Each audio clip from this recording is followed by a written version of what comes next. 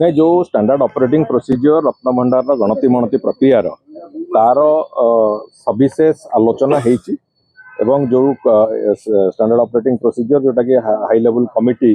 ताको इनिशिएट करैतला एवं परवर्ती समय मैनेजिंग कमिटी भी ताको अप्रूव करिछि सरकार को अनुमोदन पे पठेइछि तापर विशद आलोचना होती एवं आज अपराह्न माननीय मुख्यमंत्री सामने भी तार पुणी आहरी सविशेष आलोचना आउ थे भी द्वितीय पर्यायर हम एवं सेटा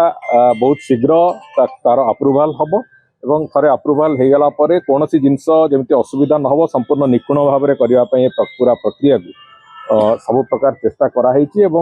आमे चेष्टा करुचु यथाशीघ्र यथा संभव आमे गणति मणतिर प्रक्रिया भी आरंभ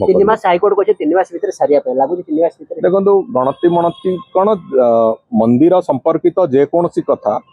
महाप्रभुंकर निर्देश रे तांको इच्छा अनुजाई हुए एक मु विभिन्न समय कही मते कहीं भी समालोचना करू मु किंतु एक विश्वास करे जे महाप्रभुंक संपर्कित कौन भी कथा तांकरी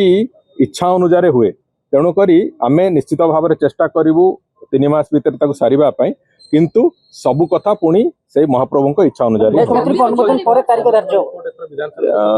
चाबी हजिवा रिपोर्ट उपर तर्जमा चली से संपर्क में पुणी सरकार निष्पत्ति ने हाँ एसओपी